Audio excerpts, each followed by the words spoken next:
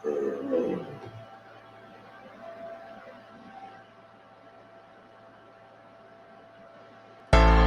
you gotta give people their flowers. While they can still smell it. Mark Nash.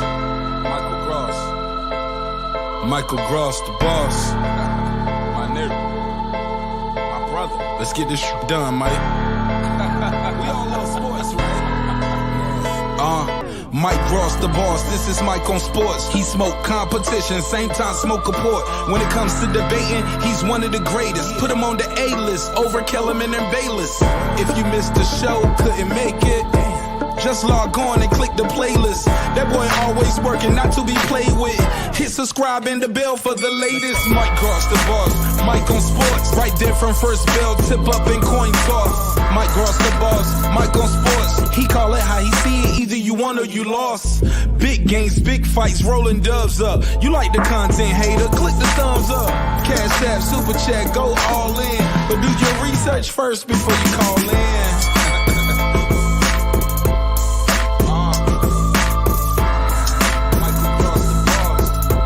Been waiting on. And yes, I am back. I am back. I am back. I am back.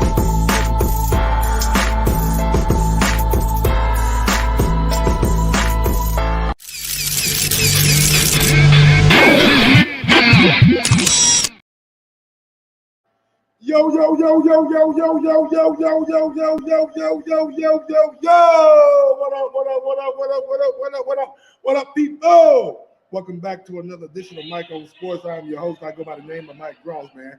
Big ups to that 501 and that 317. Y'all know how I get down, baby. Little Rock, Indianapolis, I'm back, you back, he back, she back, they back, we back, and we in the building. Yes, sir. Smash that thumbs up button on your way in. We got some news today. Ah, damn, we got a lot of news going on today, man. First up, man, biggest news of the day, the money man in the sport of boxing. He goes by the name of CANELO Alvarez. He will be back in action on May 6th, according to reports. Now, first reported by Mike Coverture of ESPN, we can expect CANELO Alvarez to be back. Hold on, wrong one. Oh, breaking news. CANELO Alvarez and John Ryder are finalizing a deal for a ESPN undisputed 168-pound title fight on May 6th. Now, if you remember, John Ryder, some people thought that he did enough to beat Callum Smith before CANELO Alvarez beat Callum Smith. A lot of folks had John Ryder winning that fight. So now CANELO Alvarez is taking on John Ryder on May 6th, sources tell ESPN. The site has not been finalized yet, but it is expected to land in Jalisco. How you say that shit? Jalisco, Mexico, which will deliver a homecoming fight for boxing's top superstar. Alvarez is from the capital of Jalisco, Guadalajara. Akron Stadium, a soccer venue with the capacity of 46,000, is the front runner, according to ESPN Deportes. Though there are 3 other venues in Jalisco that are possibilities. So CANELO Alvarez is, he's taking on another one of Matchroom's or UK's finest, it seems like. Now, I like the fact that he's bringing the fight back down to Mexico. Gives people a chance to see him who haven't seen him yet or haven't seen him for a long time in his home country. I think that's a good move for CANELO Alvarez. The opponent, John Ryder, he's a quality opponent. I'm not gonna sit here and shit on John Ryder. I'm not gonna sit here and shit on John Ryder. We know that CANELO took the Triple G fight last time he fought, the trilogy fight, which he dominated Triple G in that fight. Now he's taking on John Ryder. He is coming off an injury that he had to have surgery for, so this may be a cautionary fight for for Alvarez, just to make sure that the injury is healed right, and when he goes in there, he's going in there against somebody that might not be the biggest threat to Canelo at this particular time. Now, one thing about John Ryder, as we've seen before in his last fight, he rises to the occasion. Oh, John Ryder gonna rise to the occasion.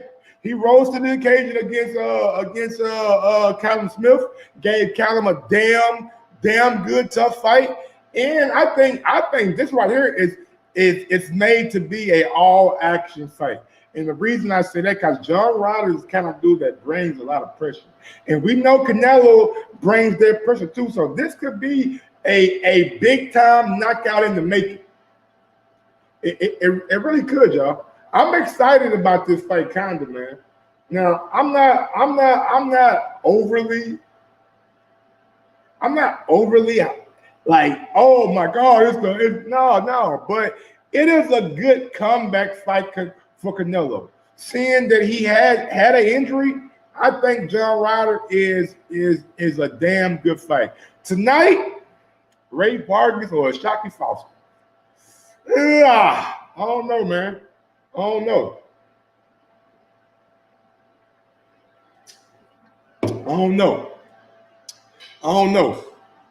I ain't really seen a whole lot of Oshaki. I know Ray can fight, but I haven't really seen a lot of Oshaki. So I'm gonna wait. I'm gonna watch it tonight, but I really ain't got no pick right now for you, Space Predator. What I can tell you is Canelo's coming home. Canelo Alvarez is coming home. Now, we all know that Canelo is a promotional and network free agent, but he will be fighting for Eddie Hearn Matchroom Boxing on the Zone for the third consecutive outing. So even though Canelo's a free agent, right now he is still working with Eddie Hearn and Matchroom Boxing, and this fight will be shown on the Zone, which is kind of good for like Canelo. Like, he's not stuck into a contract that allows him to go to a PBC for a fight. It may allow him to go back to the Zone for a fight, and I think this is the way that all fighters should be. This is the way that all fight. Come on, Space Predator. You know, anytime Canelo fight is going to be pay-per-view. You know, anytime Canelo lights them boots up, it's going to be on pay-per-view. When the last time Canelo didn't fight on pay-per-view? Yildirim?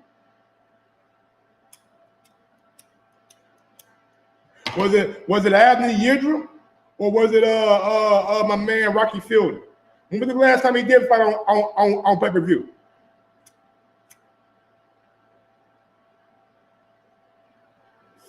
You know, like I know, Canelo is a pay-per-view fighter.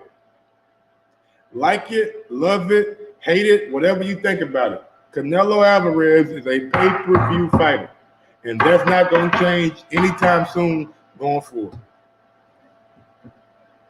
Now, what I can tell you about this particular fight, right?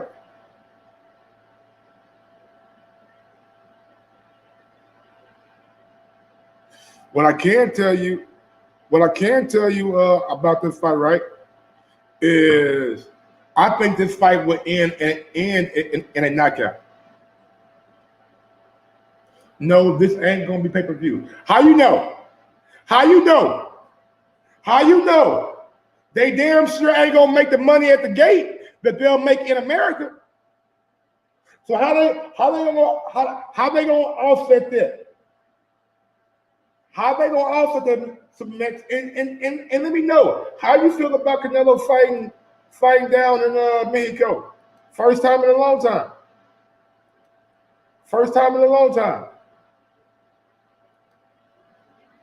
How you feel about Canelo fighting down in Mexico?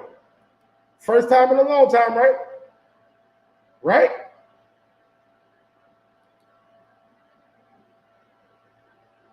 Let me know. I want to know.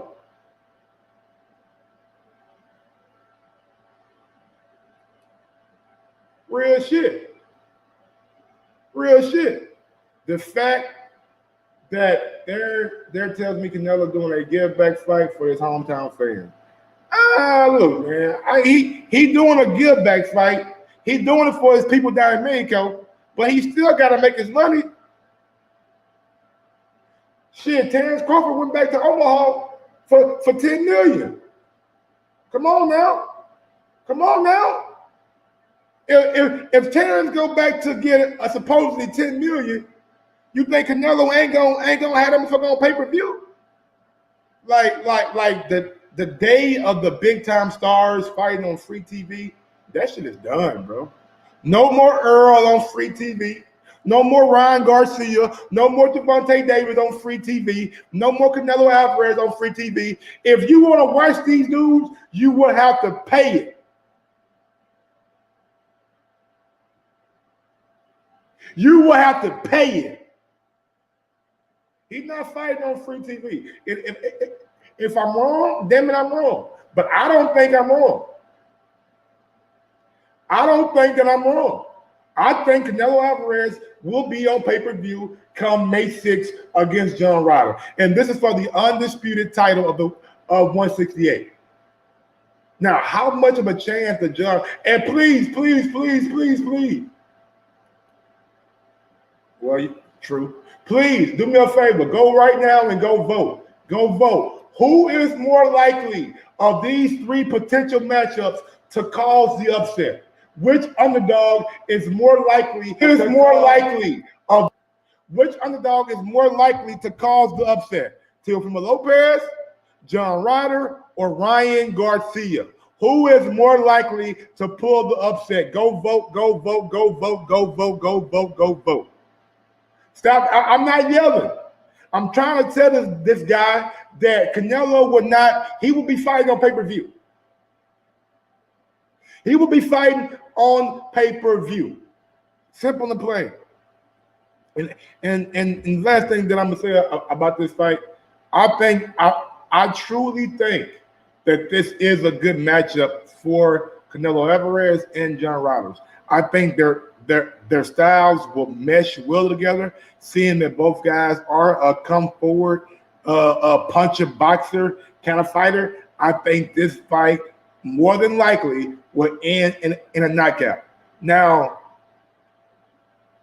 one thing that I'm worried about, right? One thing that I'm worried about, right, is like Canelo, he got a nice European diet going on.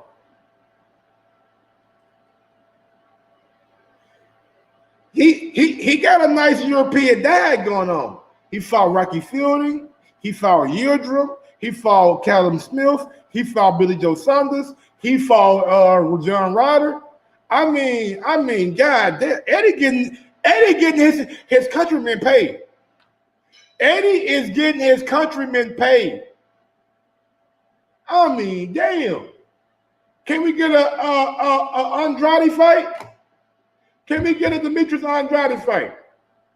Andrade was with goddamn me when Canelo's last one. It was, I believe, Yildirim, and it was Rocky Fielding. I don't believe Yildirim was pay-per-view.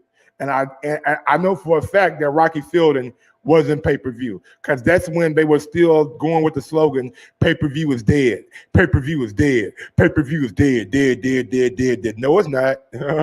You came back when you did the zone. The zone says, shit, hold on. Pay-per-view ain't dead. Let me get some of that money too. And they damn sure put Triple G and Canelo on pay-per-view, which, in my opinion, was the worst of the three fights. Oh, so Ron saying Yildirim was pay-per-view. Damn. Now I know for a fact that what my boy name Julio Cesar Chavez Jr. was pay-per-view too.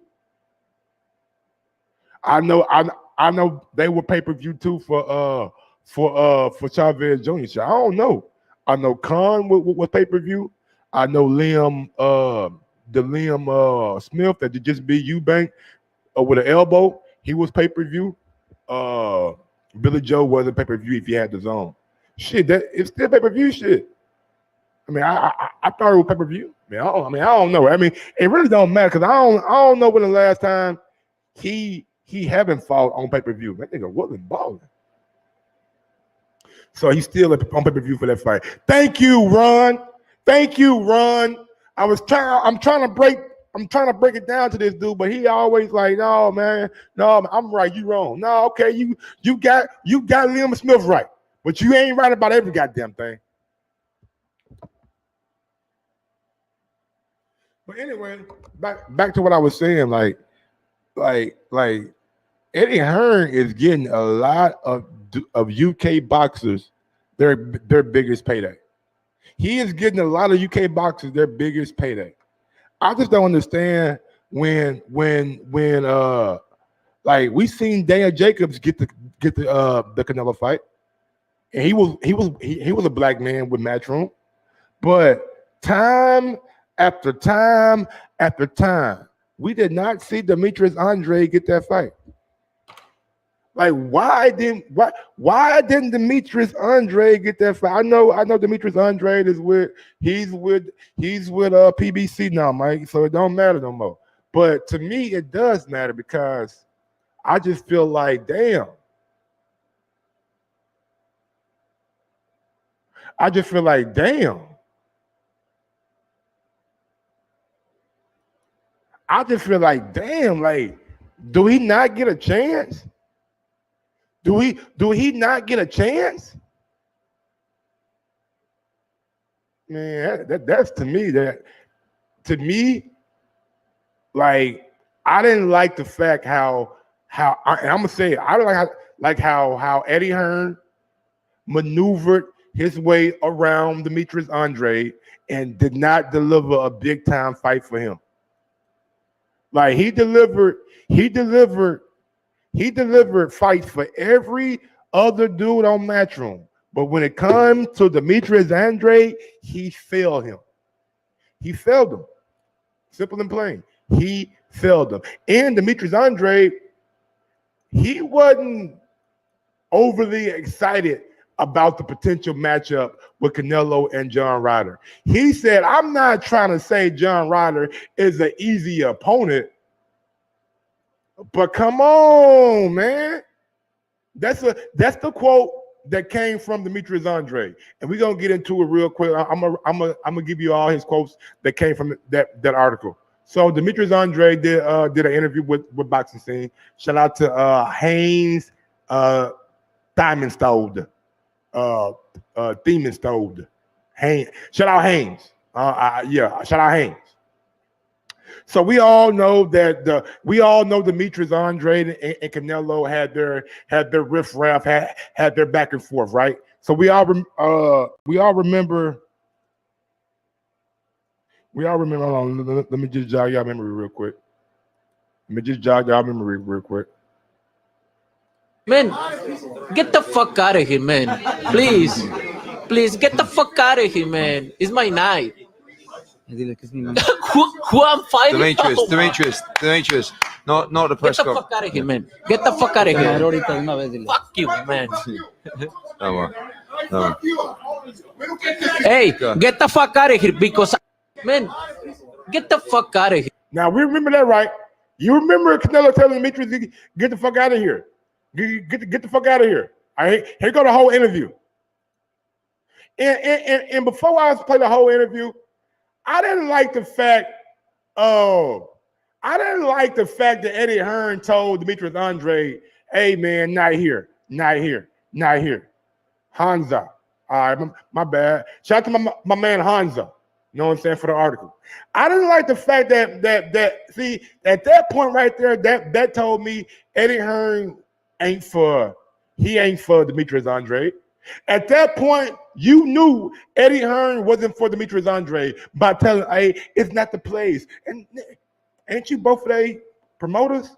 Ain't this a good back and forth to get some animosity, some beef, some goddamn turmoil started to push this fight to get the fans engaged? The fans were already engaged when Canelo starts, oh, get the fuck out of here. Like, whoa, hey, English? Oh, shit. You know what I'm saying? We were already engaged. So why didn't y'all build off that? Why did we go towards everybody else besides Demetrius Andre? I don't understand that. I really don't understand that thought or that concept. But let's go ahead and play the whole thing for you guys real quick. I'm gonna go ahead and play the whole video of the Demetrius Andre and Canelo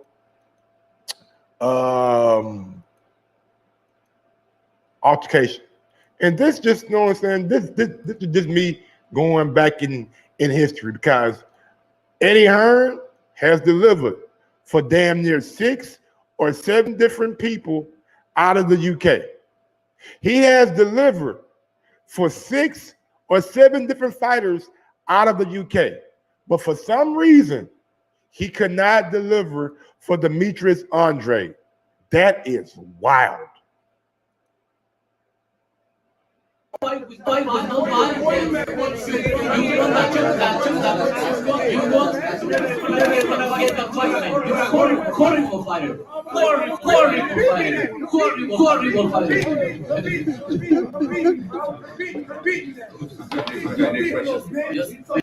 He told him, "You will never get to fight with me.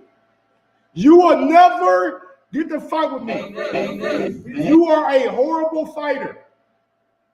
That's what he said. "You will never get a fight with me. You are a horrible fighter."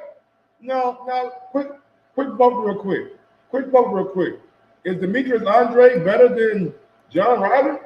When you value Demetrius Andre better than John Ryder, when you value Demetrius Andre better than Daniel Jacobs, when you value Demetrius Andre better than Abney Yildirim, Rocky Fielding, they aren't horrible fighters?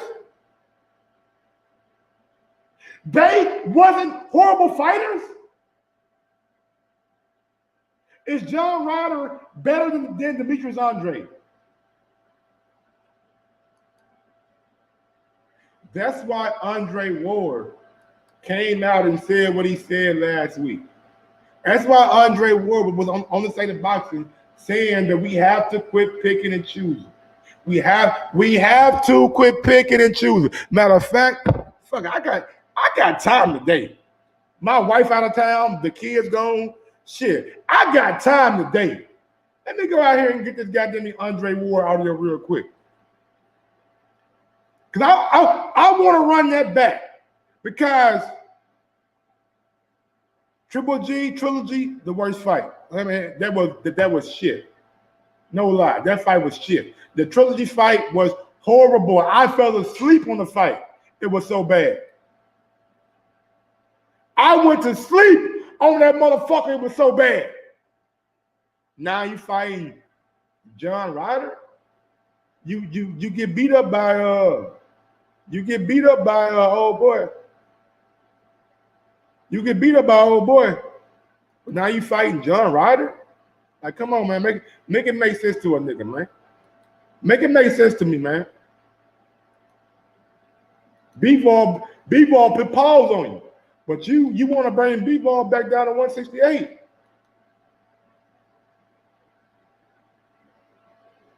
You are a horrible fighter. You'll never get fight with me. Thank you, my friend. Thank you. I know that. You won the belt with nobody, man. Get the fuck out of here, man. Please, get the fuck out of here, man. It's my night. Fuck you, man. Hey, get the fuck out of here, because I'm gonna fuck you out right now, motherfucker.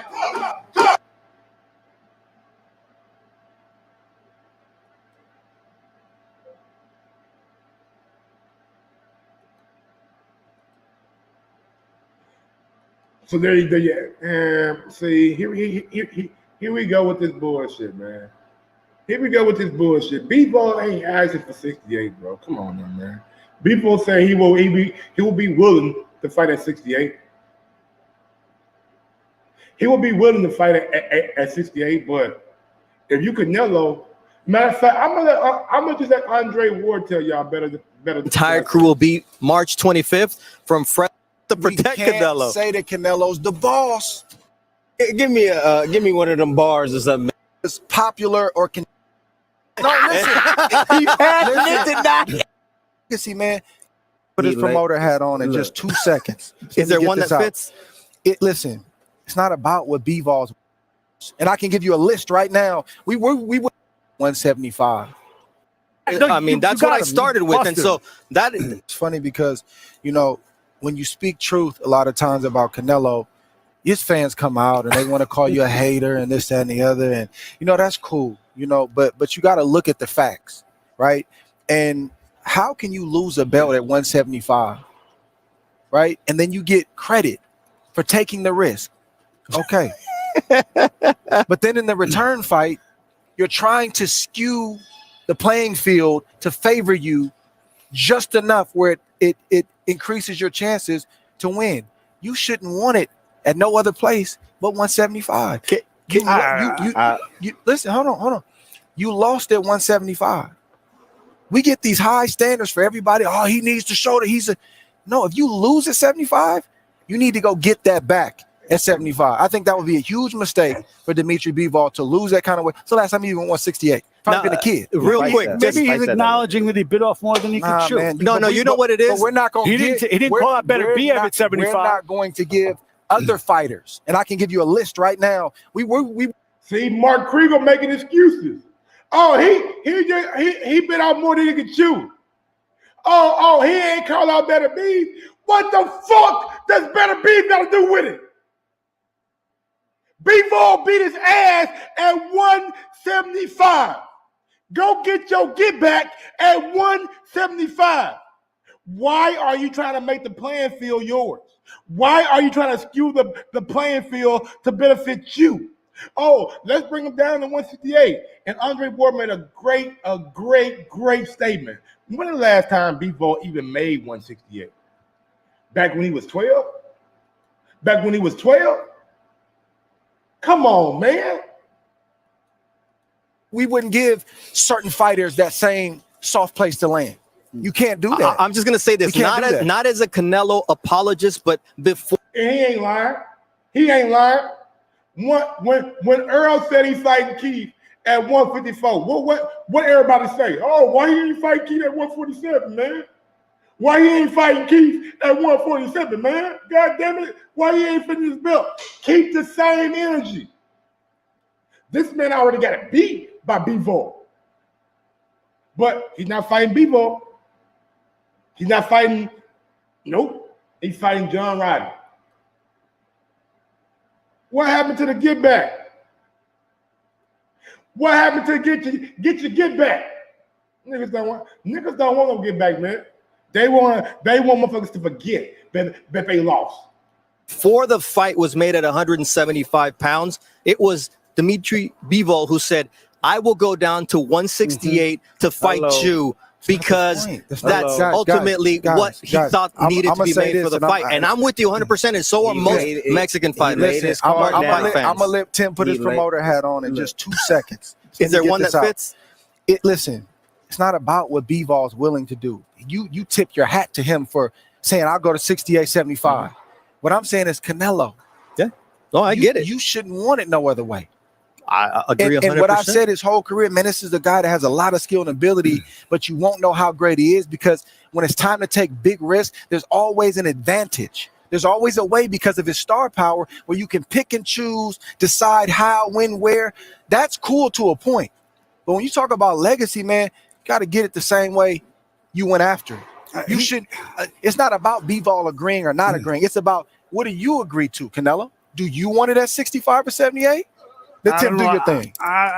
You're being a little unfair. I don't think so. Yeah. We done been at the same desk. Look, he took a risk. Listen, we done been at the same desk going in on guys that we probably shouldn't have been going in at sometimes. We don't keep the same standard with everybody. If No, a guy, I He agree. went up to 75. He took a risk. He go up to 75. He got beat. Hey, I ain't never what you seen got, my Tim? dog this Said- He passionate. I'm Right, saying Canelo, because- now he passionate. Nah.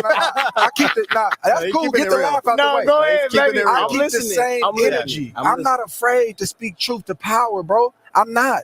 I'm the same guy that's at the same desk saying, hold on, I think we're going too far with this one or that one. Listen, we've been at this desk going in on certain guys because it was popular or convenient, or maybe that's what everybody was saying, so it made sense. This may not be the popular opinion, but I feel it's the right decision. The same energy we keep for the Terrence Crawfords and everybody else down the line, the Errol Spencers about make the fight or else, oh, you're running. Those are respected champions. Them dudes going in the Hall of Fame. We got to keep the same energy for the same guy that we say is the biggest name in the sport. Keep that same energy. That's all I'm saying. So you keep. What I always learned in my day, heavy is the head. Heavy is the head that wears the crown. Thank you, man. Thank you, Fresh BA. That's exactly what I was just saying. Eddie Hearn done got more of his countrymen paid than shit. Like everybody who was on Matchroom USA, who was at 160, Triple G, Dale Jacobs got the fight. Rocky Fielding got the fight. Callum Smith got the fight. Ryder getting the fight. Shit. Everybody got a fight with Canelo besides Andrade. Everybody got to fight with Canelo besides Andrade. If y'all can't, if we can't agree on that, then something wrong with this with boxing, man. We got to quit being fans and start being spectators, bro. We gotta be, we have to have take the fan glasses off, put the spectator glasses on, and just want the best fights.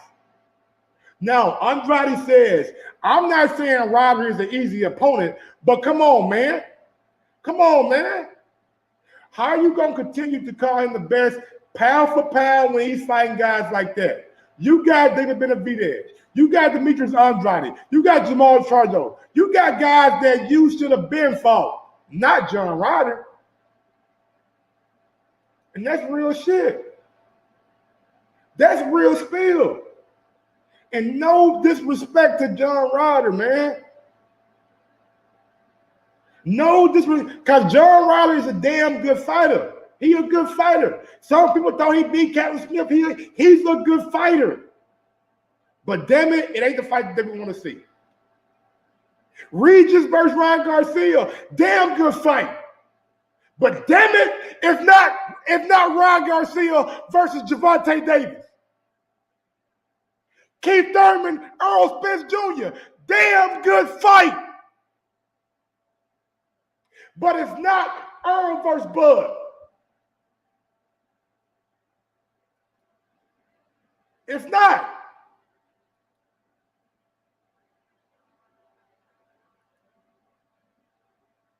And I'm gonna give Canelo the benefit of the doubt. I just want to point that out to y'all what's been going on. But I'm gonna give him the benefit of the doubt and say, you know what, Canelo coming out of injury. Let's make sure he's healthy first.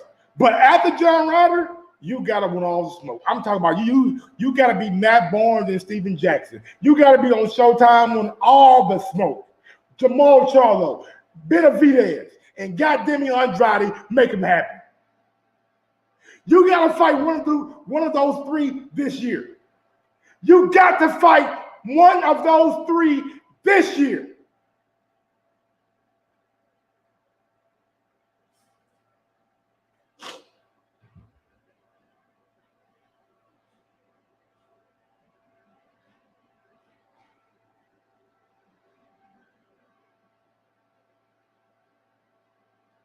Get so sick and tired of this boxing shit, bro.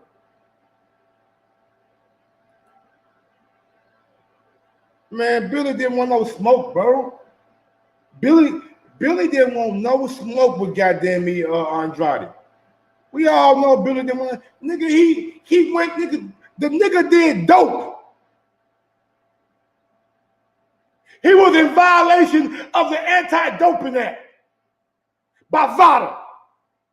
He was a dope head.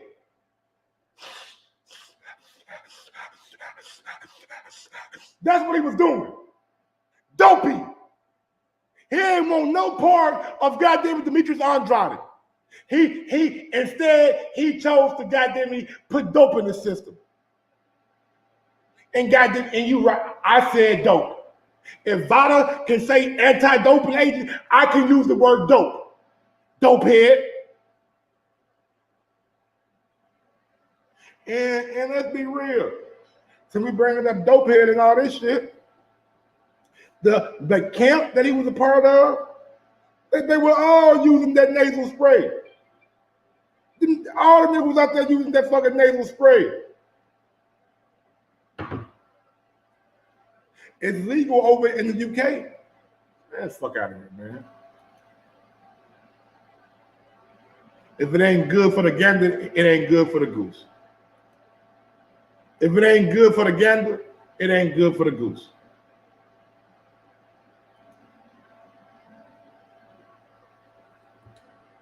Real shit.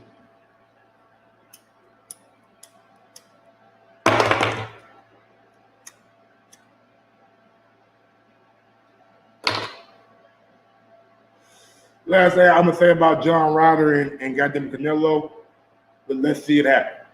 Let's just see it happen. Let's see how it go. And it's a good homecoming fight for his guys down in Mexico. Imagine signing to a promoter with all the fighters. They spend all the time speaking on making a fight on the other side. Preach on it, Ron. Preach on it, Ron. Preach on the Ron like the way they did Demetrius Andre. I mean, that is sickening, bro. You don't do nobody like that. Demetrius Andre had to watch Daniel Jacobs, Billy Joe Saunders, Calvin Smith, Rocky Fielding all get a fight. He literally had to fucking fight. What was the nigga name from Australia? Nigga had to fight niggas like that, man. Like, what are we doing?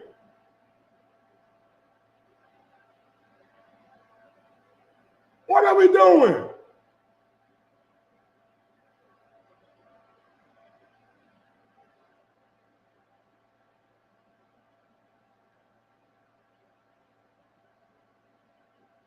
Shit is crazy, man.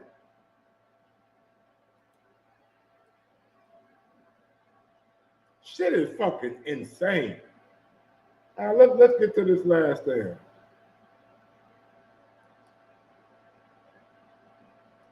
Bouts of inactivity, obviously. Using this audio from the last stand. Shout out to my guy B. Cust, you know what I'm saying, Brian Custard. Man, it's great to see how Brian Custard has progressed and advanced his career from doing Showtime to watching him do the big three to seeing him on fucking on ESPN doing Sports Center and shit now. Big ups to B. Cust. See some promotional issue, the responsibility.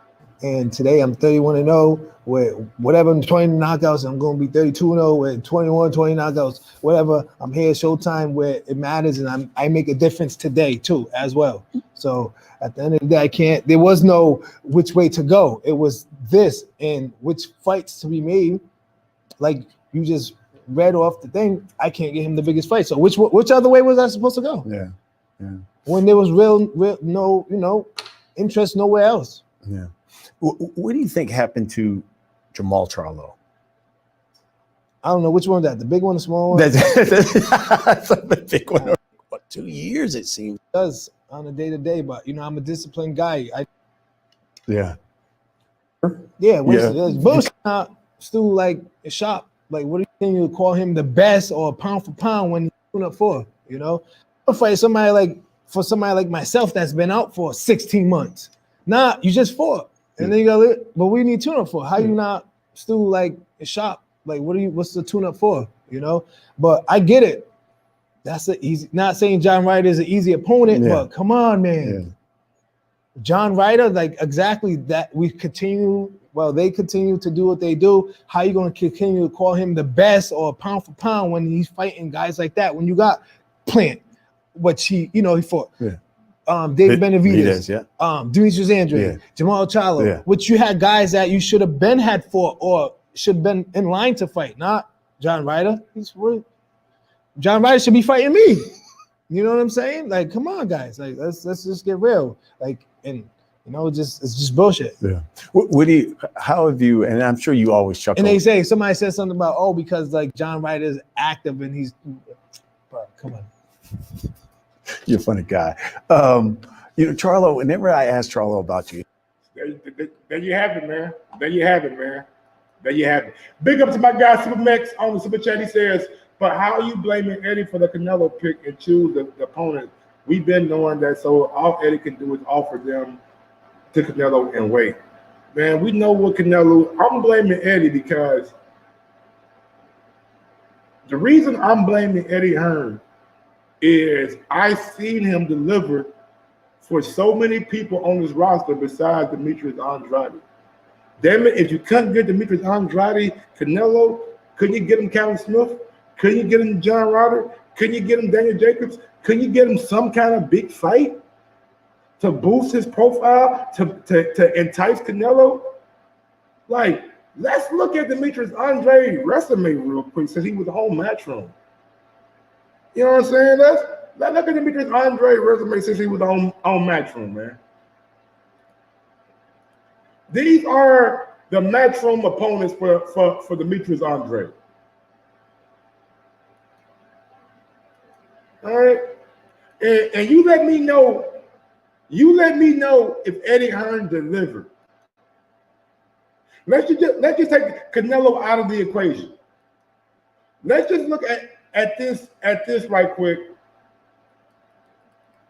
My computer, man, I'm trying to figure this shit.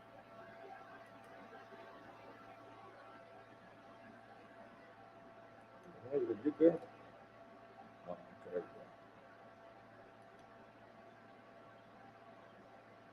Okay.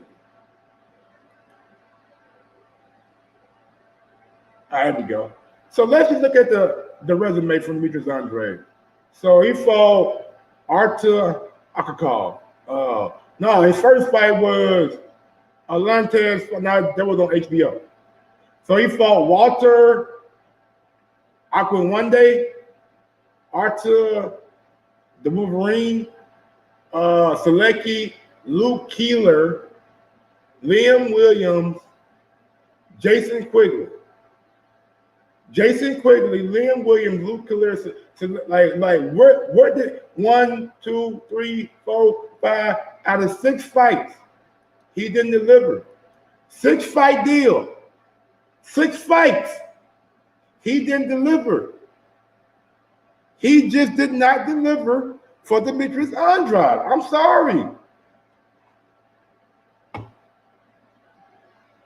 That's a fact, bro. The resume don't lie. Luke Keeler, like, who the fuck is that guy? Who the fuck is Luke Keeler? That nigga Keebler Elf? Come on, man. All right, y'all. Let's go ahead and move on to the next topic, man. I'm done talking about Canelo Alvarez and what Canelo going to do and all this other shit.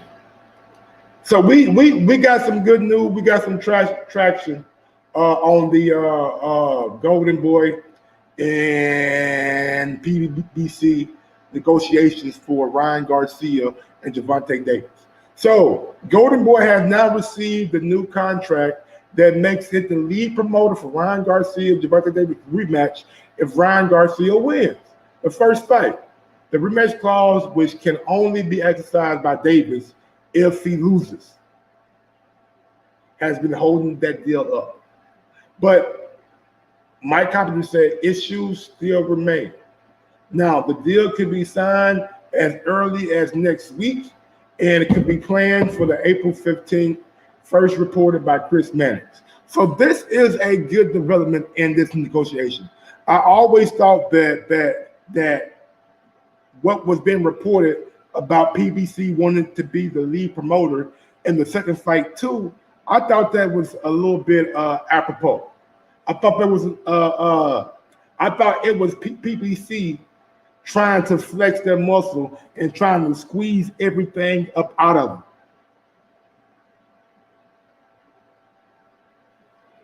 So what I'm thinking is they realized that, hey, you know what? You know what? If Gervonta Davis loses, then Golden Boy has every right to be the lead promoter. I mean, to me, that's only fair. To me, and what they always say in business, the only way you know you got a good deal in business is when both sides feel like they didn't get everything that they wanted. Both sides had to compromise. So, and that's what it seemed like happened with this right here. Now, I don't know if my guy is talking about Ryan Garcia and Gervonta Davis. If he is, then that's great news. April 15th, super fight. That's the biggest fight, right? If that fight gets made, that's the biggest fight in the sport of boxing. Yep. So the fight is already made. So that is the biggest fight in the sport of boxing. I can't be letting all man. I don't even know why you coming, bro. I be trying to keep you as my secretive insider and shit, but you know what I'm saying? When you got to be talking this shit, then everybody know. Oh, that's what might get some of his news from. I can see you can't be showing yourself, man. Hide somewhere. Go back and do what you do, man. Go back and give us more content, man. Go do some shit, man. You let down all my secrets. All those tweets that make it look like they doing something. So they know the fight is done. They know it's done. They just talking.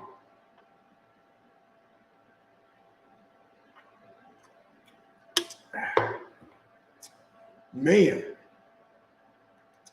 Mike didn't say that is true. That is true. Now, when I'm thinking about this fight with Ryan Garcia, Gervonta Davis, man, hey, this is the biggest fight in the sport. This is the biggest fight in the sport of boxing.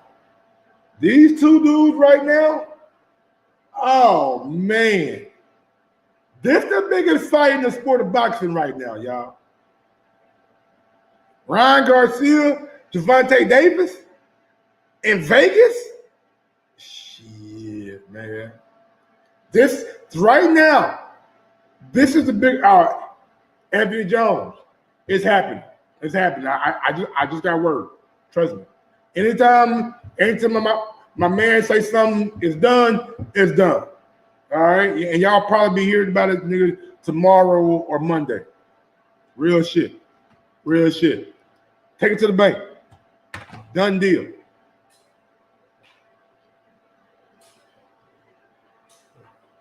Give me 1 second. I gotta go grab me a bottle of water.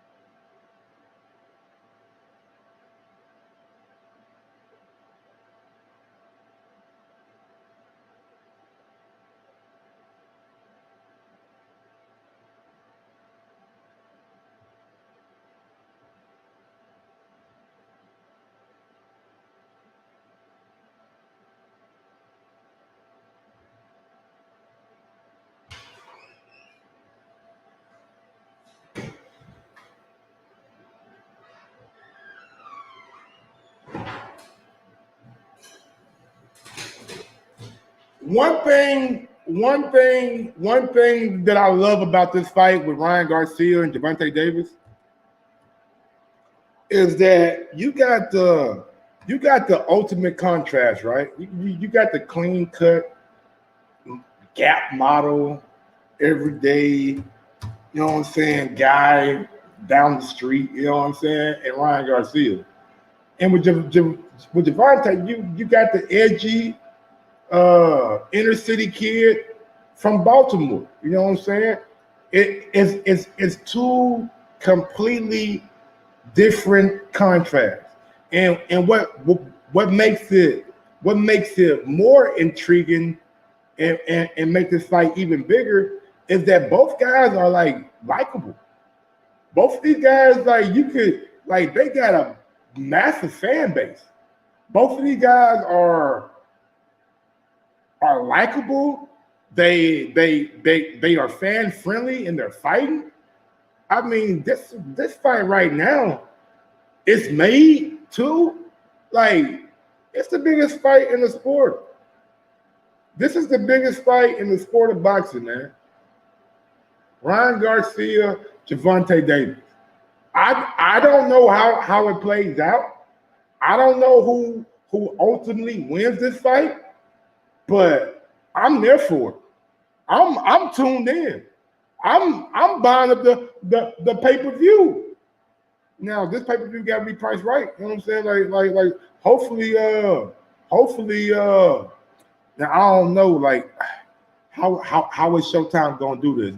When does Paramount Plus Showtime, when does that officially kick off? Did that kick off in the second quarter, third quarter, or 2024? Like when does Paramount Plus Showtime, like when does that actually become the brand?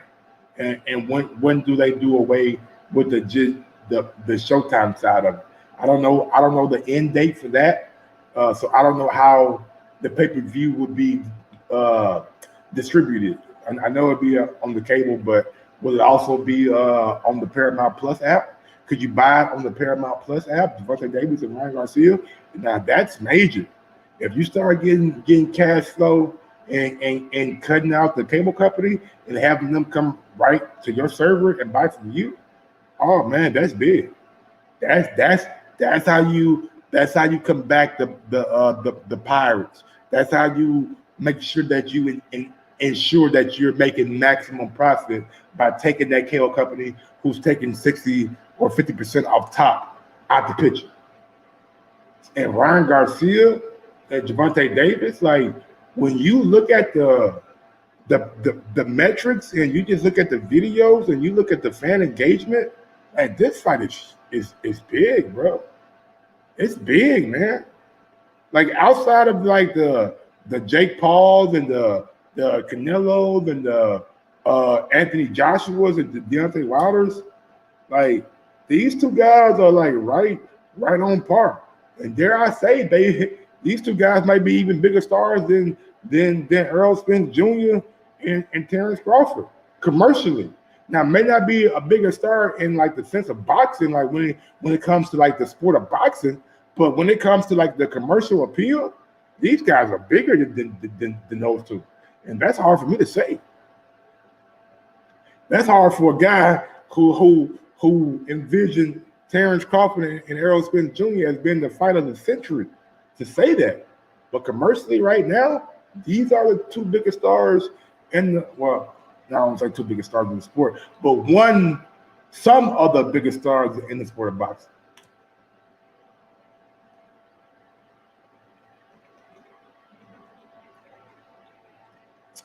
I just can't wait to see these guys face to face.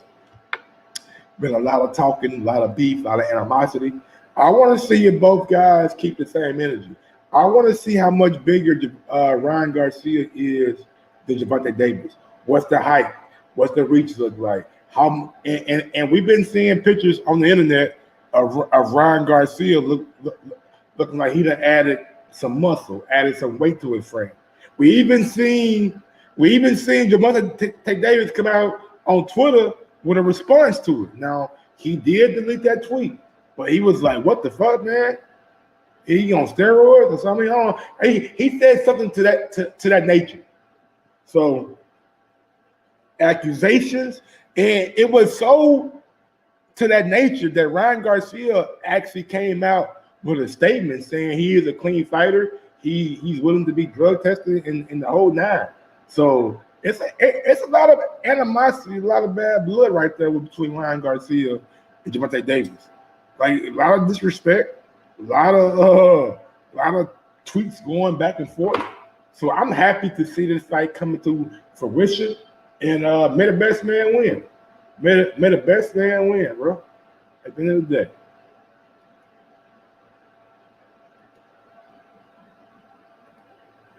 All right, last but not least, Last but damn sure not least, we got some news.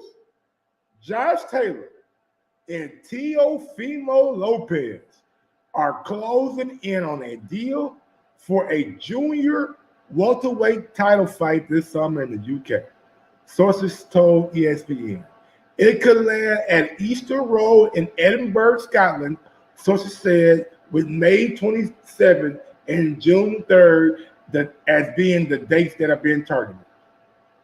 Wow. First off, T.O. is willing to go to Scotland to face Josh Taylor in his backyard. How many fans that hold Easter Road Stadium, Edinburgh? Yeah. I mean, what's the capacity? What's the capacity? Let me see. Wikipedia. So this stadium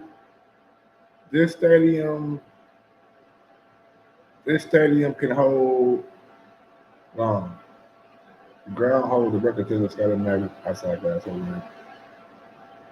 So 65. Nah, that was the 1950s. I mean, yes, that's 1950 shit. I'm looking for a nigga right now. How many am I for the whole right now? Also, the stadium currently has an all-city capacity of 20,421. So, and that's not including the field. So you got to imagine that stadium could possibly hold 35,000, 40,000 people. 35,000 to like 40,000, maybe 30,000, 35,000. I'm looking at the field right now. Let me go ahead and show y'all the field. I'm looking at that field right now. So about 35,000 people in Scotland. That's a raucous crowd for Teofimo Lopez. I don't think Teo has fought in front of 30,000 people, let alone fight in front of 35,000 in an arena that is foreign to you and you're on enemy soil. So those fans, and we know the UK people, they ride hard with their soccer team, their boxer, their whatever, cricket, darts, or whatever they want to do. They go hard for it. So for Lopez to go over to Scotland to fight this dude Josh Taylor, that's wild, bro. That's why, and honestly, like, you gotta think that he's gonna be the underdog in this fight. He is going to be the underdog in this fight. I don't see him being a favorite over Josh Taylor. I don't see him being a favorite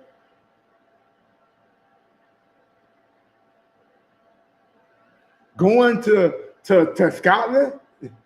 Man, and honestly, bro, even if it was on neutral ground, even if this fight was on neutral ground, you have to give the edge to Josh Taylor. Even if this fight is on neutral ground,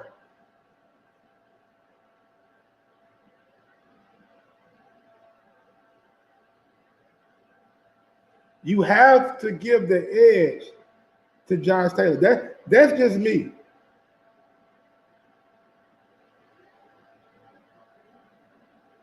That's just me. I don't see Josh Taylor. I mean, I don't see right now what I've seen with the last fight. I don't think he's better. I don't think he's better than Josh Taylor. I don't. To me, he's not better than Josh Taylor right now. I seen this last fight with what's the dude name who beat up Mikey Garcia? Sandor Martin. Sandor Martin had a case to maybe he get a draw or maybe even win. So when you throw Josh Taylor in that aspect, yeah, man, I don't think that right now, looking at it, Teofimo Lopez got enough to go in there and deal.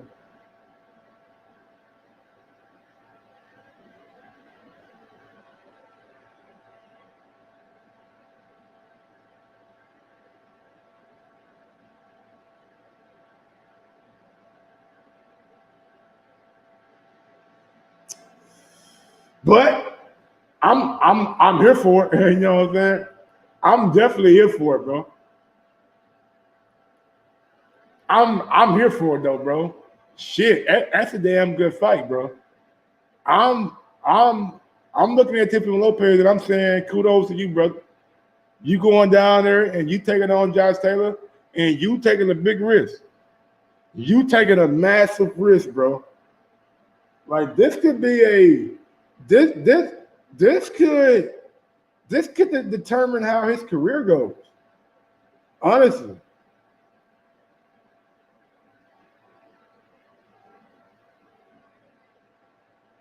His career could be broken by a loss to Josh Taylor.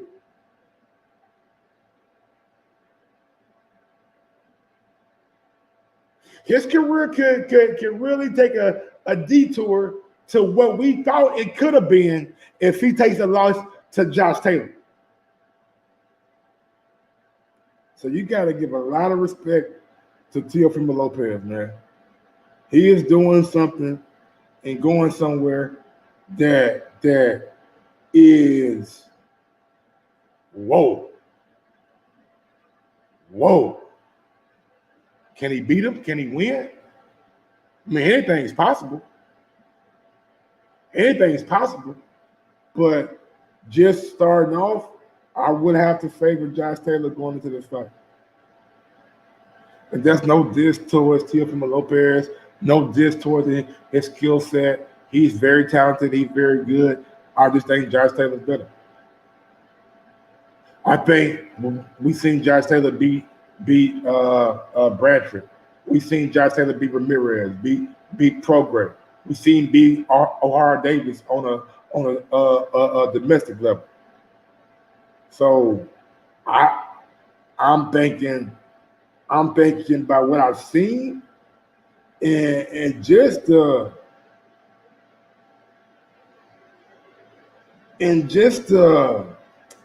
sheer competition level. Like he ain't lose to no Cambosos. He ain't lose to no Cambosos.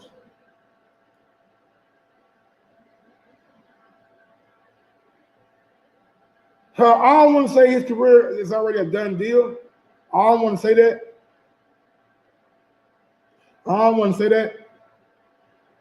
But it's an uphill battle at 140. 140 got some killers, bro. I mean, 140 got some niggas down there that you don't want to see. No, never. 140 got some dudes, Sabrina Matias, Regis Prograis, Josh Taylor, still got Ramirez, still got Zepeda. Like, they got some dudes. They got Arnold Barboza on the way up. They got some dudes that they got Gary Antoine Russell. They got some. They still got Victor Postal still around. Like 140 pounds.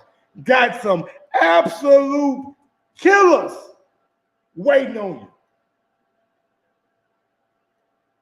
So maybe Big Doss is right. Maybe Big Doss is right. Maybe T.O.'s career is done. Can he beat somebody elite at 140?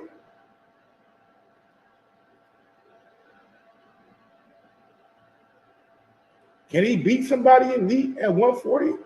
How the fuck is Josh Taylor number 2 in the world? Whoa. They got Regis, the number 1 140 pounder in the world. Damn, Boxrec got some niggas tripping. Boxrec is tripping. So look, I'm gonna just show y'all 140 right quick.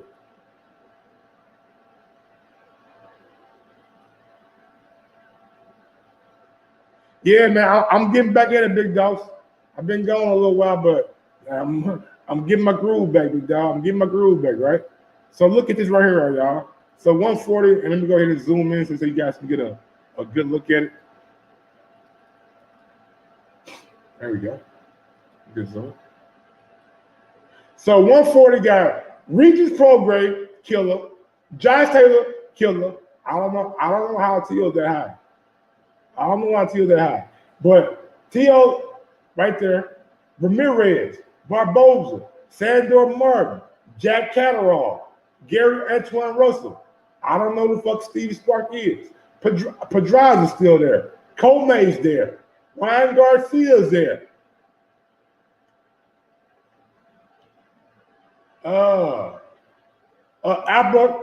Alberto Puyo, he's there. Zepeda's still there. Henderson is there. Montana Love is there. Lipinets is there. Brandon Lee is there. Victor Posto is still there. What my nigga at, man? Elvis Rodriguez, Davis, Kenny Sim Jr., David. What's the primitive?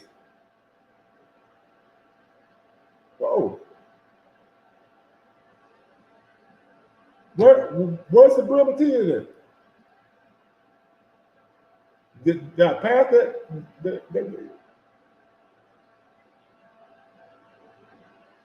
Whoa, hold on. Hold on. Sabril Matias. Puerto Rican boxing. Boxer. He fights at 140. They got him. Why they got it inactive? Why are they inactive? He got a fight coming up on the 23rd. Well, he got a fight shit on the 25th. Why is Sabril inactive? I don't know. All right, but yeah, they got Sabril, but they still got Sabril Matias. Like you got some dude at 140 that I don't know if T.O. can beat. Matias fight for. I know he fight for the IBF. I know. I just didn't understand why he was inactive. But yeah, and when you look at it, man, like it don't get easy to like number 30, number 29, number 20, like Rodriguez, like Sabril got some real, like this dude right here, Iguachel, he a good fighter. Harlem Eubank, got the last name, Francis Bartholomew. Still got what's his name? Robert Easter Jr. So it's some real live action at 140. And I think that's the reason Teofimo Lopez is doing this now.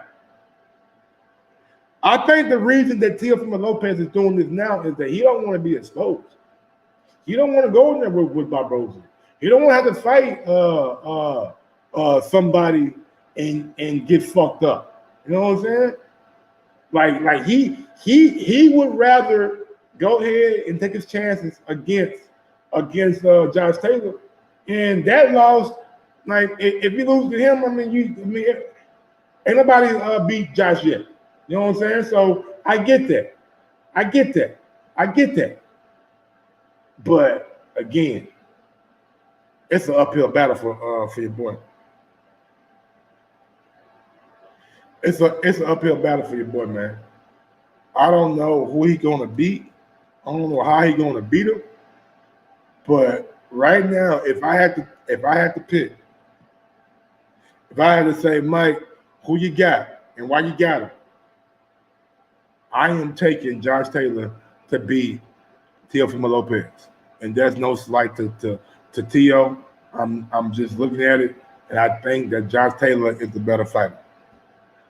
All right, y'all. What I'm gonna do is I'm gonna open up these phone lines right quick. 501-340-0168. If you want to call in, give me a call. 501-340-0168. We'll chop up these three topics real quick. Give me your input. Give me your output. And yeah, man, we'll get to it. If not, I'm gonna get on down and get to the next one. Y'all know how I get down. Y'all know how I get down. We got Ray Vargas and Oshaki Foster tonight.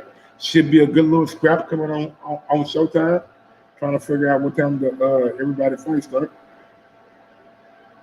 Probably gonna come up for me like around 9. So I'm central because Showtime normally just come on like around 10 Eastern. So yeah, Showtime Championship Boxing. I believe if for the title at 126, WBC title, I believe, man, 130. It's at 130, I believe. Let me make sure.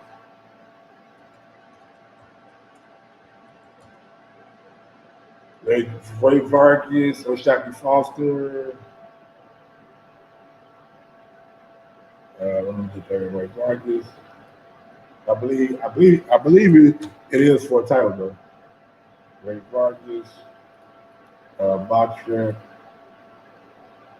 Yeah, for the WBC super featherweight title. And he beat he took Mark Bill. He took Mark Maxio Bill. The dude who beat Gary Russell. Yeah. Remember when Gary Russell fucked his arm up? You know what I'm saying? Yeah. Yeah, Ray Vargas ain't never lost. Damn. Ray just look old. Ray is 32 years old, yeah. Ray just look like just look old as hell. But yeah, Ray can fight though, man. Oshaki, he ain't and he lost twice. He lost twice. Now them losses came a long time ago. Split decision. Then lost to UD to Samuel T. I think Samuel's still around. Yeah, I've seen Samuel before. Yeah, I've seen Samuel T before. Yeah, Brandon Lee beat the nigga up. Yeah, Brandon Lee beat him up. Yeah. He lost to Alonzo Chania. Man, I got Ray Vargas tonight, bro. Man, fuck out of here, bro. Ain't no nigga who lost to a nigga named Rolando Chania. Yeah, I'm going Ray Vargas, bro. I'm looking at, and I know he beat Mercado. I know he beat Roman. Yeah, I don't think he's gonna beat Ray. I don't think he's gonna beat Ray Vargas, man. Ray can fight. Man. I'm going Ray. Yeah, man. Phone lines open, man. Phone lines been open. 501. 501 right there. 340-0168.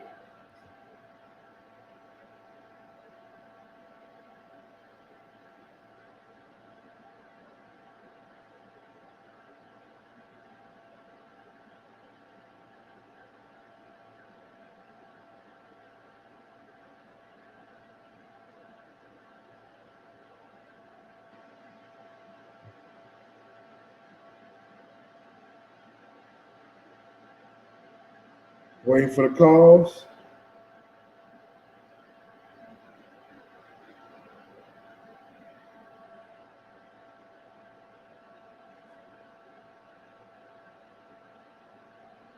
All right, man. We gonna get on down, y'all. Smash that thumbs up button on your way out, on your way in. It don't matter. As long as you smash that thumbs up button. I don't know, man. I don't know if I'm gonna go live tonight. I will be back tomorrow for a Super Bowl prediction show. Giving you a bigger signal. Come on, let me see.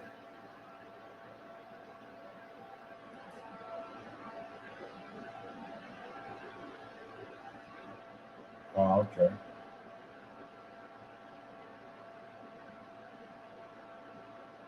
My bad, homie. I ain't paid the bill.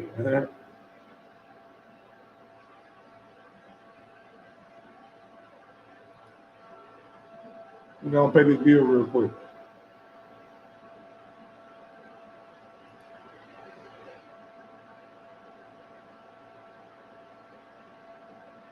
My bad, big dogs. Go ahead. Give me a call. I forgot to pay the bill, man. My bad. You know how I go. You know what I'm saying? Sometimes you don't remember that shit till that shit get cut off.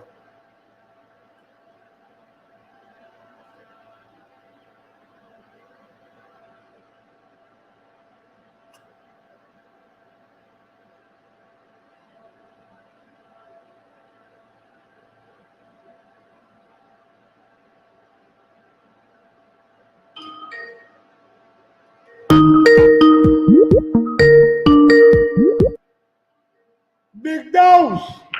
What it is, big dog? What's up, my brother Mike, man? What's up, bro? I can't call it, man. I seen you live last night, man. I seen your topic, man. I was like, hey, I be thinking that shit sometimes too, big dog. Yeah, that's what's up, man. I appreciate it. Now I'm always following. I'm just now starting to go live myself. Kind of break it up. I'm getting the feedback. Hold on. Let me see that real quick.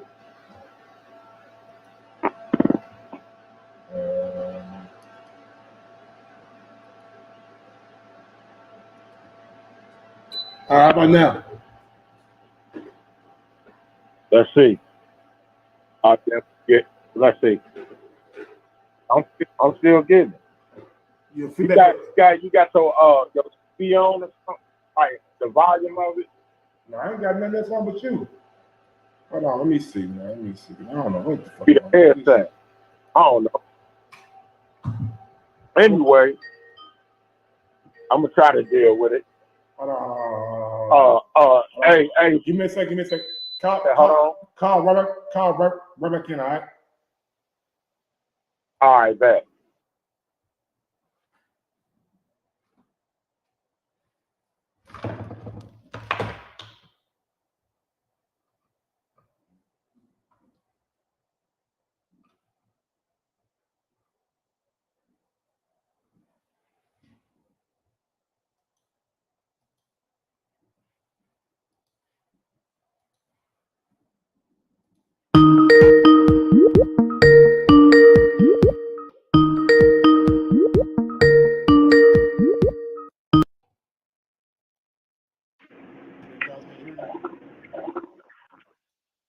Yeah, let me see. Yeah, it's still there, but shit, fuck it. It's still there. Is it coming through on your end? No, I'm not hearing no feedback, bro. Okay. Let me check YouTube real quick to see if it's coming out on YouTube. Okay. Let me check YouTube real quick to see if it's coming out on YouTube. Say something, big dogs. Okay. Yeah, you are coming in twice. Yeah, you are coming in twice. How the fuck coming in twice, though? Yeah, I don't know why, because I got my computer on mute. I just got my phone. All right. So what I'm gonna do is, big dogs, I'm gonna throw this thing right now. I'm gonna throw this in the chat real quick. Just hop on that StreamYard. You said do what? Just hop on that StreamYard. You see it? On StreamYard? All right. Yeah, I bet.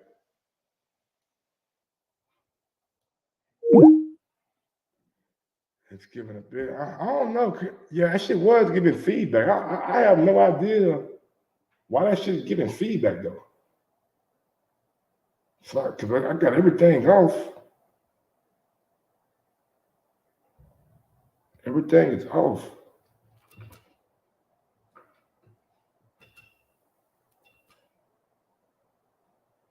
I'm gonna just have to wire that motherfucker to my I'm gonna put a cord out and just wire it in here like that. Yeah, I'll do that shit later though. You waiting on big dogs, man. My bad, big dogs, man. I don't mean to know what I'm saying. How y'all doing all this crazy shit.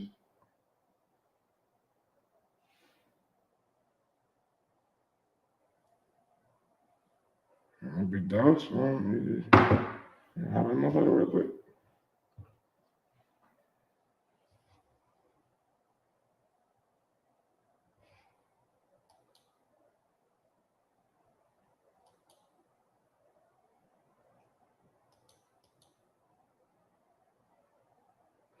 It's right there in the chat.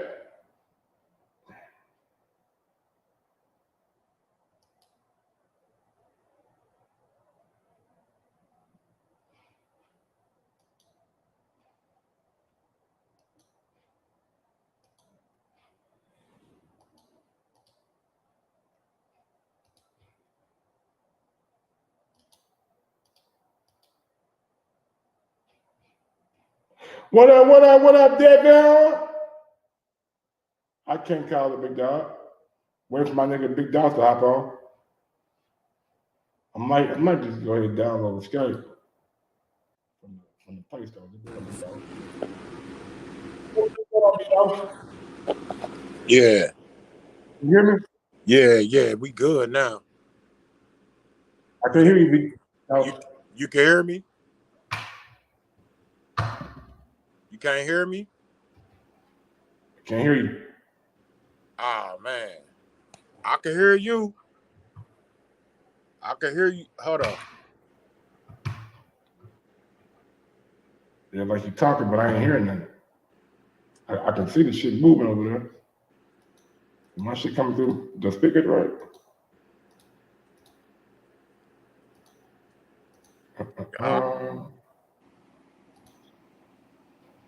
Yeah, I know y'all can hear me, but I can hear Big Dog though. Yeah. You still can't hear me? Still can't Yeah, hear I can hear you though, Big Dog. That's what I'm saying. You So you can't? let me do something right quick.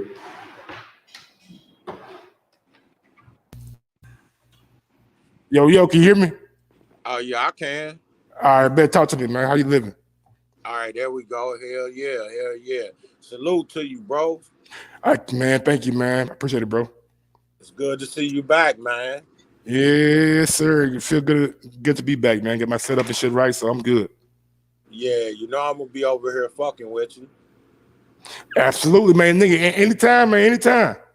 Yeah, for sure, man. You know, I really wanted to see you too, man. After all this bullshit ass shit Bud did. Oh man. Here we go, man. Where the hell Mike on Sports at? Here we go with this Bud talk, when man. you need him. Where the hell you at when you need him? You know what I'm saying? Man, what you think about that, bro? Your honest opinion. Not on no you know, like bias stuff either, just straight up honest. About what? About you know, the negotiations and how they broke down. I mean, I just don't understand why it took so long. Seeing that Spence had fought in April, to see like why are we scheduling a fight toward the end of the year where anything could happen, injuries happen? Like, I was thinking that fight could have been happening by July or August. And Bud said he told him they was trying to fight before the end of the year. Yeah. Well, you know, Spencer just fought around July and August, didn't he? No. Spence fought Ugas in April. April. Yeah, so March, yeah. I mean May, June, July, August, like, and then it kind of ensures you that you don't run into football season. And we all know football season, college football, like Americans love football. So why not try to put that fight before the season, or let Bud get his fight in by the end of the year, and y'all come back in like February. Something like that. And now we looking at it, and Earl still ain't got a fight date for Keith Thurman, and it's damn near March. You know what I'm saying? Like so I don't understand why they broke down or how they broke down. I just know that Bud got a fight, and Earl still waiting to get his fight scheduled. Come what, February, March, coming 2 months, Earl will be out of the ring for a year. And honestly, are we looking at Earl and saying that he's going to come back down to 147? Absolutely not. He's not.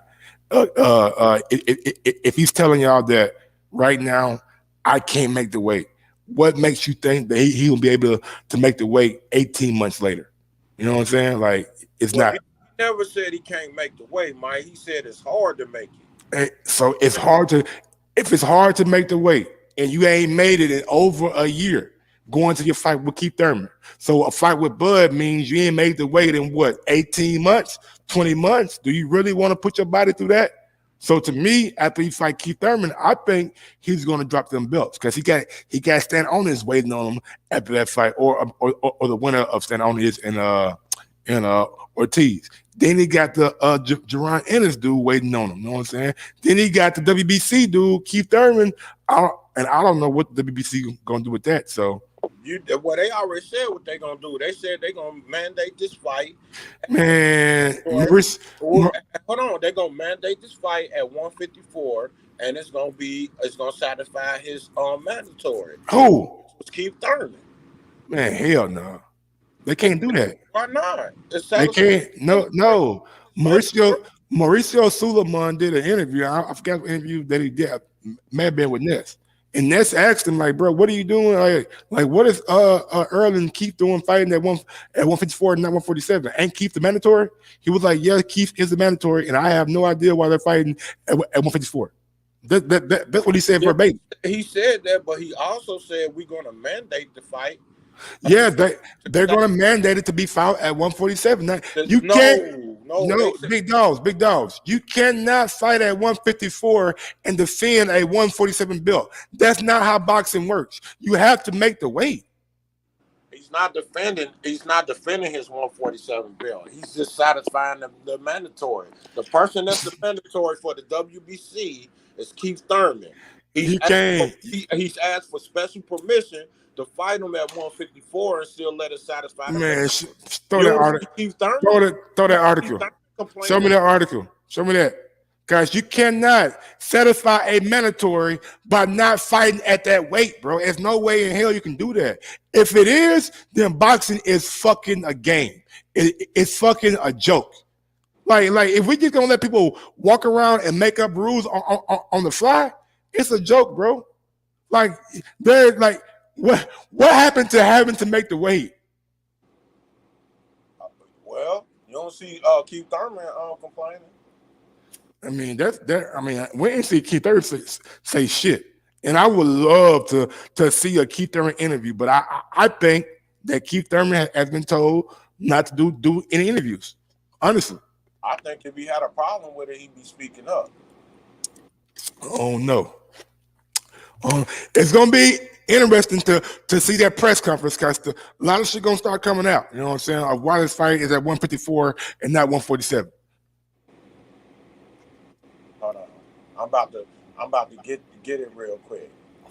Awesome. Because I don't Mauricio. If Mauricio does that, he is playing with boxing. Oh yeah, he already said he's gonna do it. He said it on the Boxing Voice. Cause that's after that, that's when Ness got all mad and shit, throwing a fucking temper tantrum and shit. You know what I'm saying? Cause he hate Earl and shit. No, I don't hate Earl, man. Hold on, I think I got it. Yes, he do. You see what Earl said to do who he thought was Ness. He was like, "Oh, that dude right there, I don't do no interviews with you." He was like, "You might as well put your camera down and turn around." And he was talking to Boxing Ego. He thought Boxing Ego was Ness. And they was like, oh, that ain't Ness, man. That's Ego. Yeah, I know. Yeah. So shit, he don't like Ness, and Ness don't like him. Know that, man. Don't like. I mean, yeah. Earl definitely don't like the Boxing Voice. I ran into Earl down in Texas, and he was like, "Fuck y'all." Yeah, man, you know what I'm saying? So Ness got his panties in a bunch throwing the fucking tantrum. What you throwing the tantrum for, nigga? Cause this shouldn't be allowed, big dog. Is it a great fight or not? This shouldn't be allowed. Like the fight is good, like fight, but those belts can't be on the line. No, they ain't on the line. Good. They ain't on the line. Good. So that means if the belt's not on the line, then a mandatory can't be satisfied. If they allow it, nah, bro. Now you talking in circles. Hold on, you talking in circles. You gotta be used to Suleiman doing bullshit by now. He created some fucking belts so that Lomachenko could duck Devin Haney, man. Created some shit. He created some belts, but he ain't never said a motherfucker didn't have to make the weight. Never said that. Nah, he didn't. He didn't say no motherfucker didn't have to make no weight. David Benavidez didn't make the weight, got stripped. More if y'all want to. Yeah, but the mandatory can't be satisfied at 154. There's no way possible. He's fighting the mandatory person. That's what he's doing. Fighting the mandatory person. And then why should it matter to us so much? Because for real, if you do go up and try to come back down to fight Bud, that's gonna be a disadvantage on him. Yeah, that's why he's not gonna do it. And my whole thing is, if I know that and he knows that shit, then like why not just go ahead and drop them belts? Let Virgil instead on just fight for the WBA title. Let dude, you know what I'm saying? Like, and then like if we gonna do that, then go ahead and be proactive with it. You know what I'm saying? Let Boops get his damn title shot. Let Virgil get his title shot. And should you and Keith fight in that belt with y'all do whatever. Y'all fight for a franchise 154 belt. I don't give a damn. Fight for whatever y'all want to fight for. But just drop them belts. You gotta think about this too, Mike. If we don't drop them, what do that tell you? He in charge and he gonna do it on his own time. That tell you that he still want to fight Bud. Does it? If he don't drop him, he's still looking to try to make that fight happen at 147. If he wasn't, he'll just drop him because he's gonna have to pay sanctioning fees on this fight at 154. Yeah, but I'm of the mindset though. My whole thing and my whole sticking point is that the weight. If you telling me that it's hard to make the weight now and you ain't made it in over a year, what makes me think it's gonna get any easier 18 months from now? I mean, six more months from now or 4 more months from now. Like it's gonna be maybe 16 months before you made 147 by the time you fight Terrence Crawford. That's gonna be tough. Well, why would you care as long as he do it? It don't matter. And that's my reason. I don't think he will do it. That's why it matters to me. If he hold on to them belts, he's going to attempt to do that. Please. That's your thought process. That's not mine. That's just like Floyd holding on to the belts when he fought Berto. Don't say hold on for a little while. Hold on for a little while. You know what? I'm done with him. I ain't gonna defend him. Y'all can have him. He just did it on his own time. That's true, but the thing is, why would you pay, Mike? Why would you pay extra money if you planning on dropping the belts anyway? That's a good question. That's a good question. You know what? That's a good question. So and who knows? Maybe he drops the belts, but before the fight with Keith Thurman on the way up to the fight. So who knows? You know what I'm saying? That'll definitely let us know what's going on. You know what I'm saying? And then on top of that, if Bud goes down with Golden Boy, that's the second duck, and it's over. Why would he sign with Golden Boy? He went over there to meet with him. Why you go meet with him? Because he need a fight. You know what I'm saying? He need a fight, my nigga. Like who he gonna fight? Rocha, I think. Rocha's number one and number two in the WBO. Yeah, and that's just Golden Boy fighter. They ain't looking out for Bud. They telling Bud, look, man, we know you want to fight and you want to be active and you need a fight. We got Rocha, who's highly ranked, and that allows us to scratch Rocha's back, give him a title shot. Hey, dog, we delivered. Now you got to do what you got to do with it. So they can say, look, man, we delivered for Rocha and Virgil Ortiz. You know what I'm saying? Like it makes Rocha feel good knowing that he only got one loss, and he's looking at Virgil Ortiz like, damn, y'all doing everything for him. Well, what's for me? And be real, like if Golden Boy can bring Crawford to the zone for one fight, that's good for the zone. That's good for Golden Boy. And they ain't paying Rocha what they're gonna have to pay Bud. You know what I'm saying? Like nowhere even close to it. You know, so that's just like a win-win. And I don't think it's a multi-fight deal. You know what I'm saying? Because I think like what's more realistic? If Virgil Ortiz wins, does he fight Earl or does he fight Bud? like we would all agree that the bigger fight for Virgil would be Earl, and Bud would be secondary. Right. And the only reason because they're both from Texas. There's a big Texas boxing demographic, both black and Mexican. Because I was down there. I see how many black folks was at Earl and Mikey. I was like, God damn. How many Mexican folks too? Yeah, that too. That too. Yeah, no, but that's what I'm saying. Like we know like the Mexican folks gonna be there. Like we know that.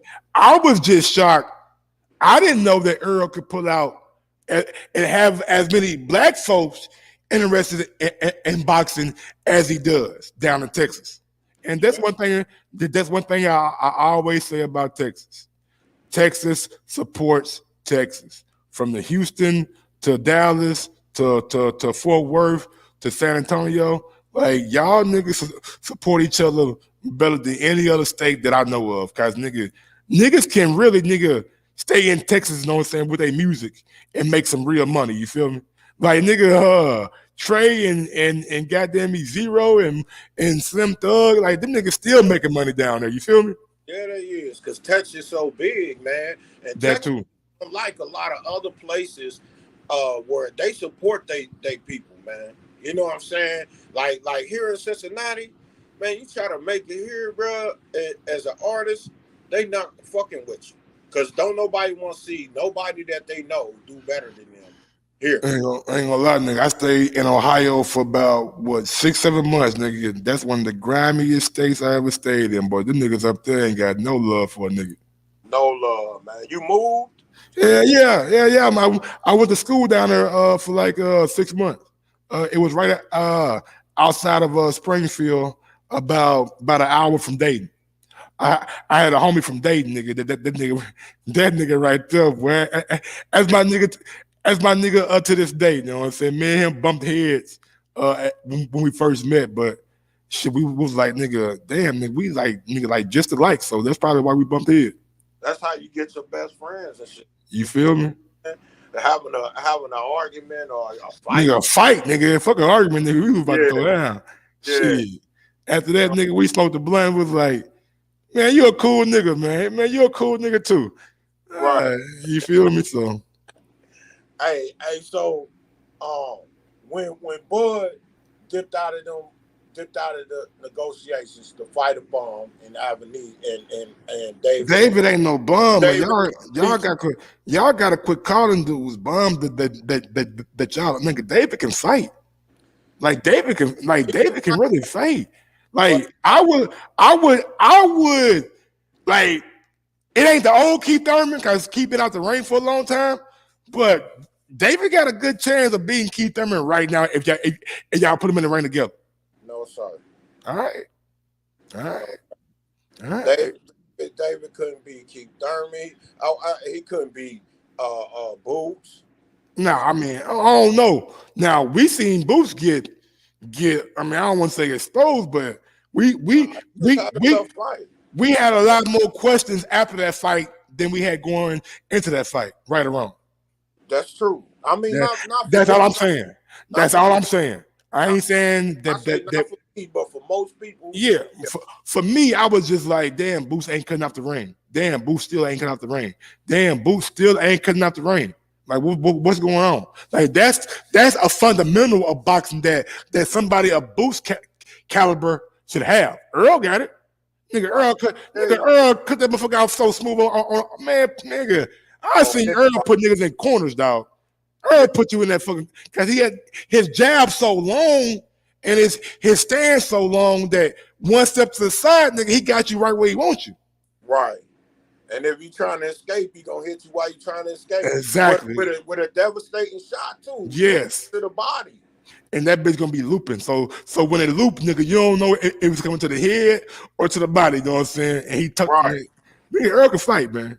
Man, hell yeah, he can, man. That's why I want to see him and Bud so bad, man. Is just to squash all of the, the back and forth between us brothers on who the best is. And that's the only reason I be having them questions about Boots, cause we ain't just judging Boots of what he do. We judging Boots against them niggas, against Bud, against Earl. And if we see and we've been hearing Boots for a while, I want them dudes. Yeah. Your performance last fight didn't tell me that you want them or you was even ready for them. Yeah, that's true. And that's the only reason I'm being so harsh when I'm judging Boots on his last fight. Cause man, you can't pull that shit with Bud or Earl. Like you ain't, and you can't let somebody of that caliber land them kind of licks on you either. Right. From what I saw, both of them beats Boots right now. From what I saw. You know what I'm saying? Only one thing that did impress me about Boots still is he stood up the whole fight and from round 1 to round 12, he was still throwing devastating shots. Yeah. Hard, devastating shots, which means his condition is impeccable. Yeah, I just wish he would have recognized when he hit him to the body that one time in the 6th round that body shot really hurt him. It hurt the shit out of him. And if he just would have kept going to the body, he probably would have stopped him. And he probably would have stopped that movement too. Right. You got to go to that body. That's yeah. Man, if you don't do that, you ain't doing nothing. You ain't trying to win the fight, bro. Like body work, the body work slows the opponent down, man. That's what happened to Rashidi Ellis in his last fight. Oh, boy, started, nigga, you doing all that fucking movement? Okay. Yeah. I'm gonna keep this pressure on you, and I'm gonna keep throwing these shots. And I'm going to the body too. And we see Rashidi get dropped twice. Right. Like, come on, man. He was going down like a motherfucker, man. Yeah. If you ever got hit to the body, man, you know that shit hurt, bro. Yeah. When I was boxing, and I one time I remember I got stabbed to the body with a jab. And I felt that shit for about like 3 rounds.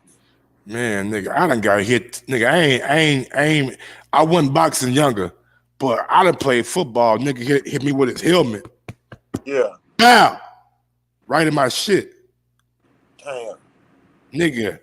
And he was my nigga. He was my nigga too, man.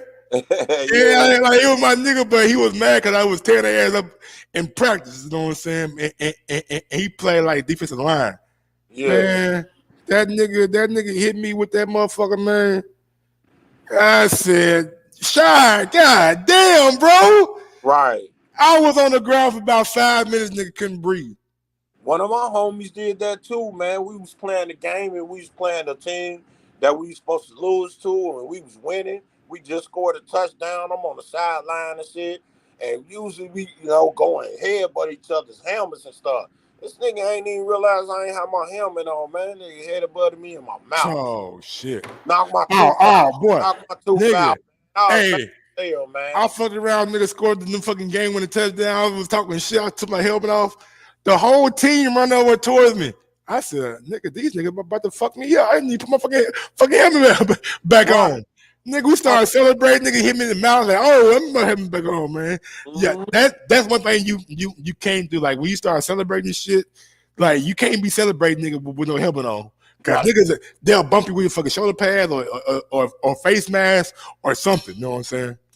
But speaking of football, man, before I get out of here, who you got tomorrow, big dogs? I know you watch.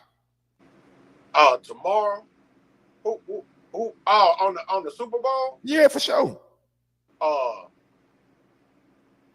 Man, I want the Eagles to win because of the quarterback, but I think the Chiefs gonna take it, man. Man, Chiefs gonna take it, bro. Well, I ain't gonna say gonna take it because nigga is shit football, nigga. Football like boxing, nigga. Any given goddamn nigga Sunday, nigga, anything can happen. I'm gonna do a breakdown tomorrow for a show like tomorrow morning. But long story short story long. I want the Chiefs to win, but I'm worried, man. Them Eagles, and nigga, if you watch football for the whole season.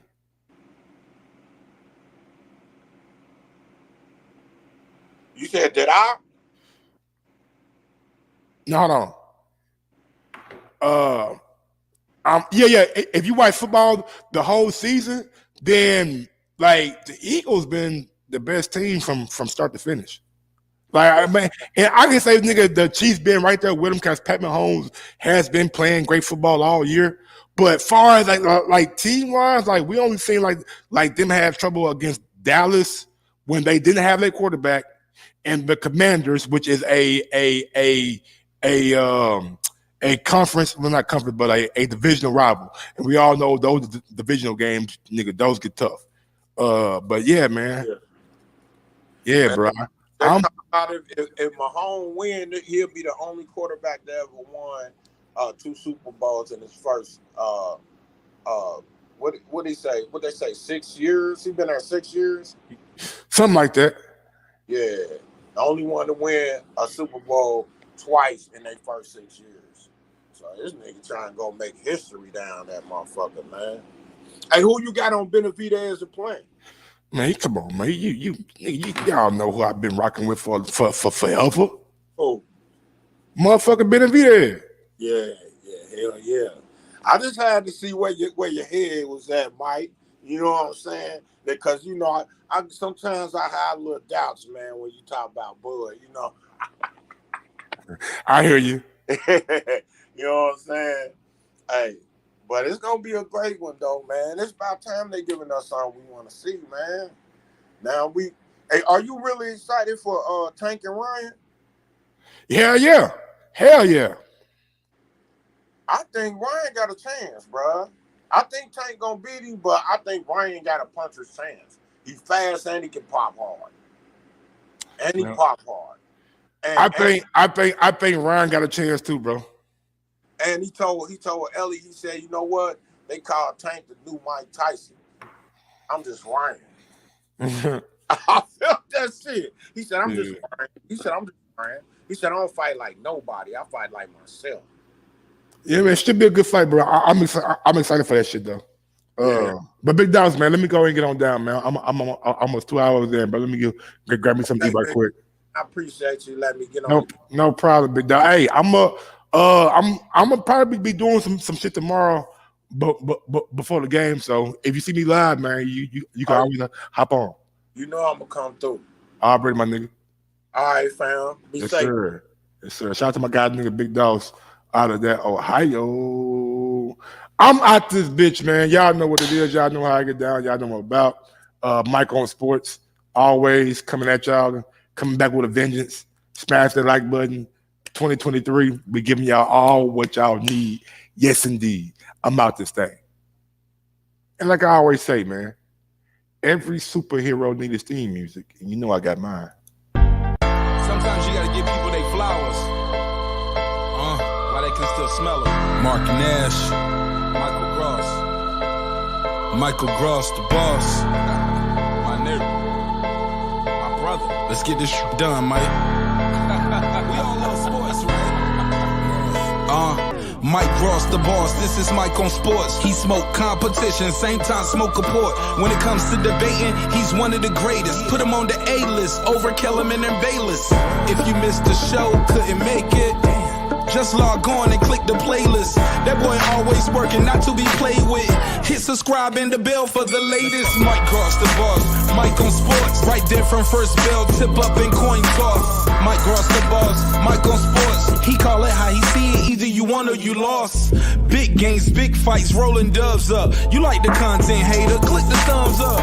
Cash app, super chat, go all in. But do your research first before you call in.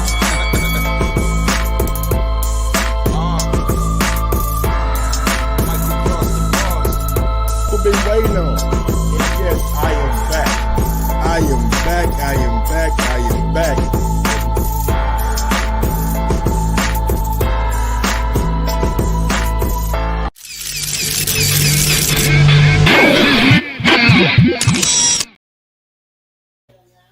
I've been trying. I mean, I can't read this shit, bro. I mean, maybe I can get a shovel and see how long the shovel is.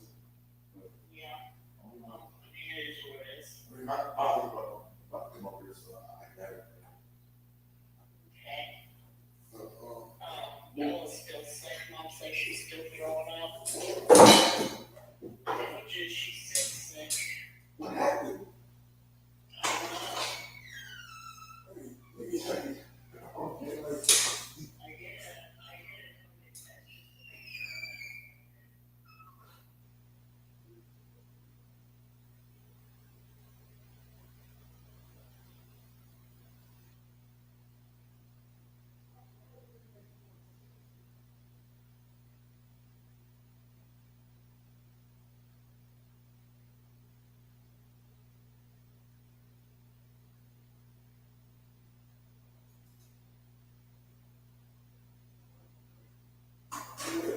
I forgot to get the live up. All right, y'all. I'm gone now. Peace out.